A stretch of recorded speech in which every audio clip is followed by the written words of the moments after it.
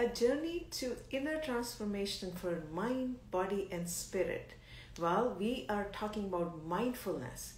I think all of us know there's so much research out there for mindfulness, how yoga can help for mental health, and mindfulness has done so many research. We have so many apps, right, that are coming from Calm and Headspace.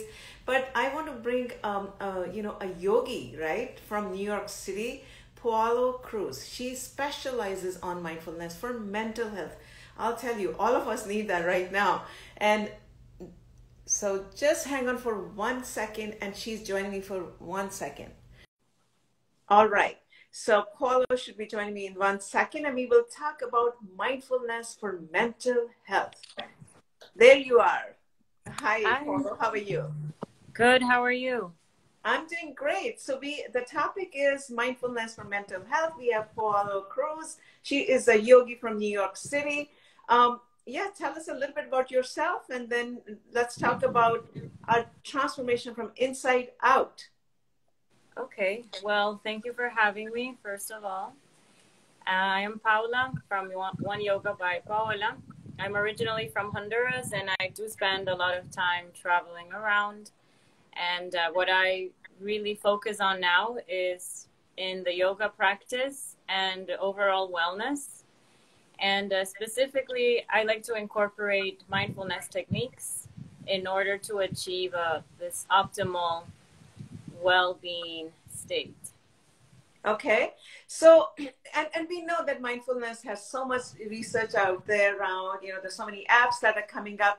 So let's talk a little bit about what exactly is mindfulness, right? How do you define mindfulness? Yes. So mindfulness is definitely a word that is very popular now. So most likely everyone who's watching this live has heard about mindfulness in the past.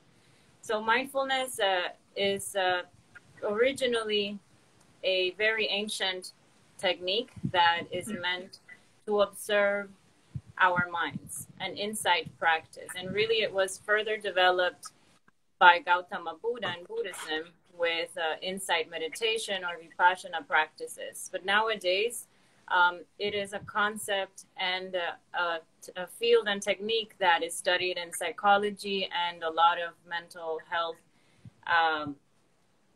programs also incorporate the use of mindfulness to treat patients.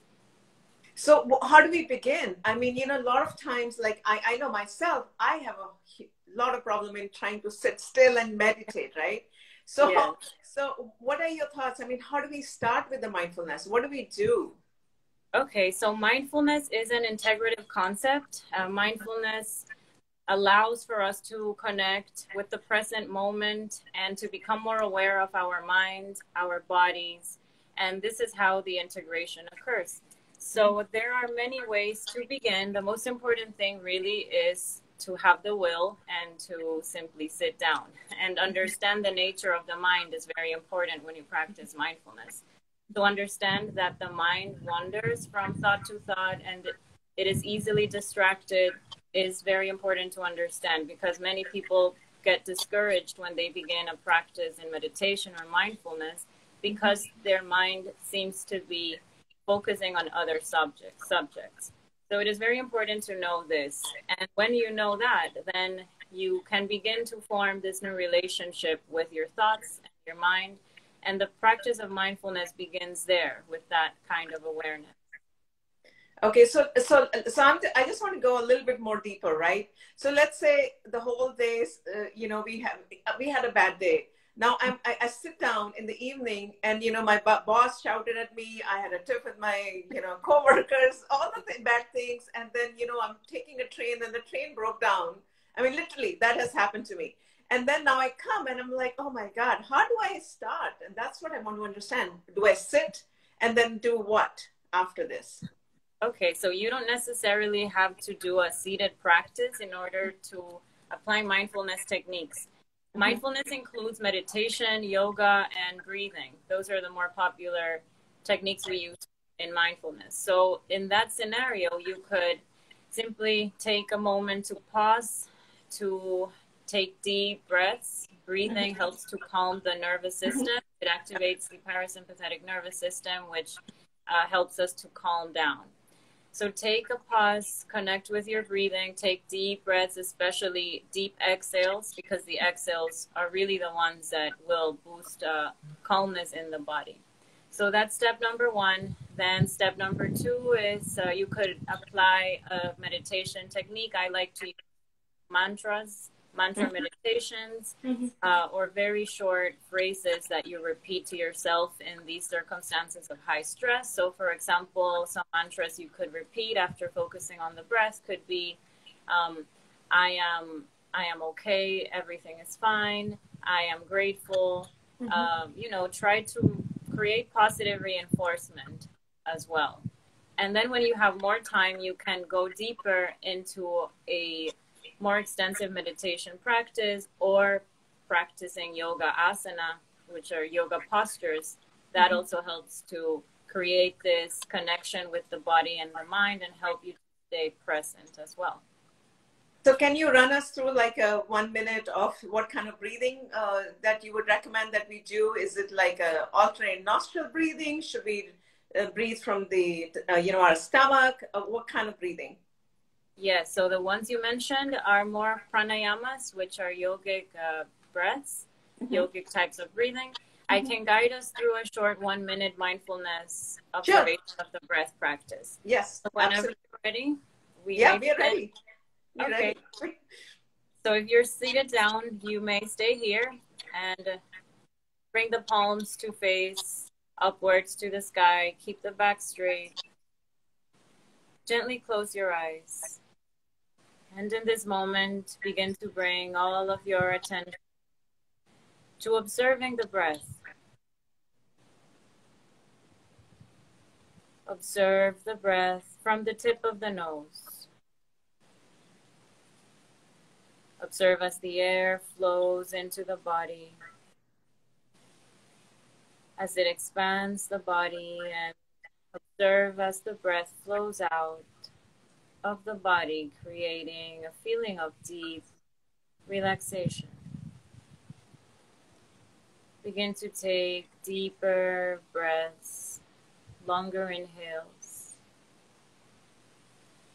and longer exhales. And keep the mind focused on the breath,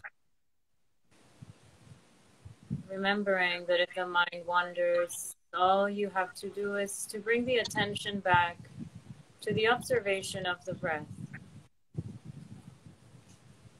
And keep breathing deeply, observing this process that keeps us alive.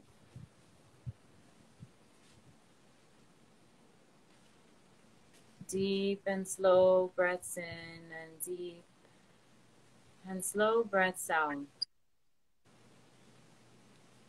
Allow for every breath to become cleansing and calming to the body and the mind.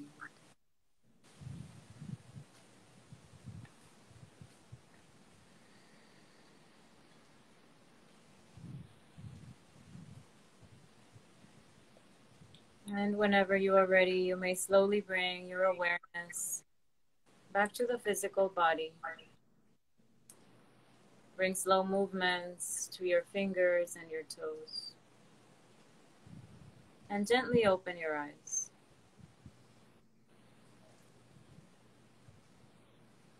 Okay. That helped. And then do we, close it off with Om, chanting of Om, because Om is kind of a vibration sound. Is that what you recommend?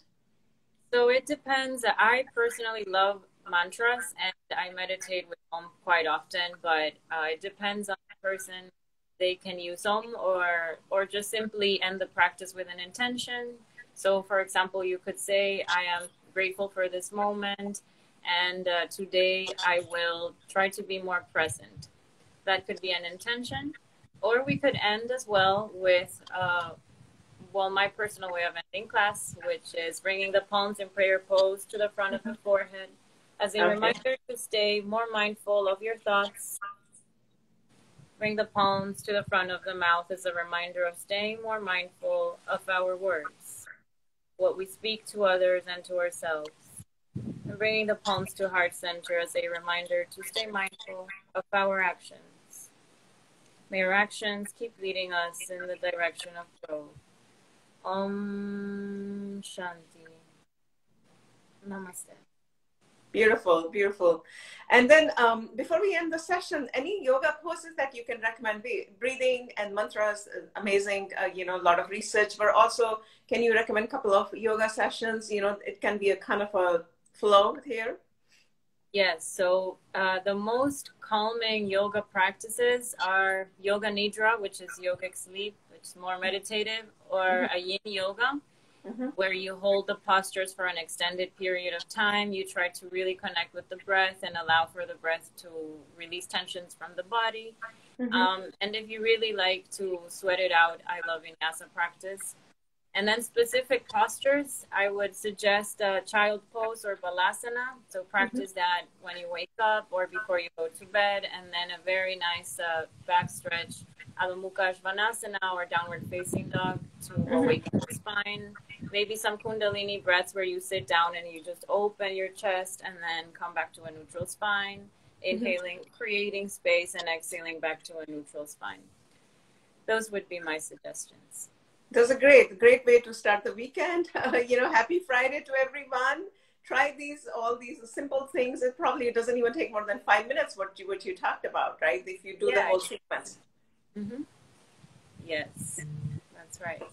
Okay. Anything else you'd like to add, Paula, before we wrap up today? Yes.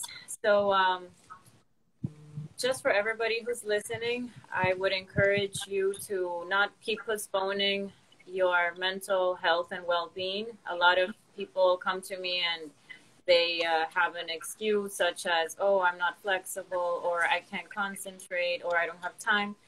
And really, the sooner that you begin the practice of observation and practices that lead towards well-being and mental health, the happier that your life will be and the more knowledge you will have of yourself. So just don't postpone and begin your practice today.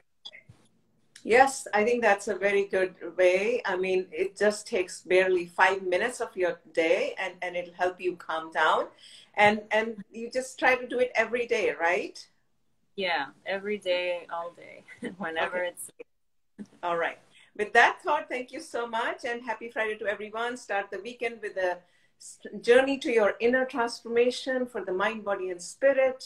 Take some time for yourself and self-love and laugh a little bit. Thank you so much, Paola, for being with us. Thank you to everyone for supporting us. That's signing off now. Have a great weekend, everyone. Thank you. Bye-bye.